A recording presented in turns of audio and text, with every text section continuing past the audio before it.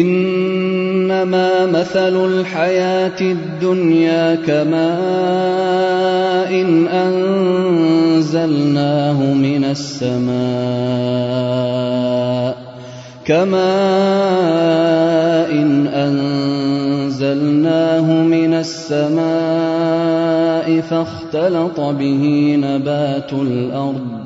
فاختلط به نبات الأرض مما يأكل الناس والأنعام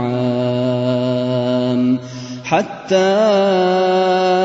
إذا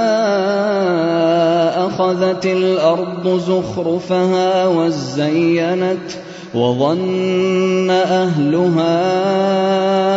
أنهم قادرون عليها أتاها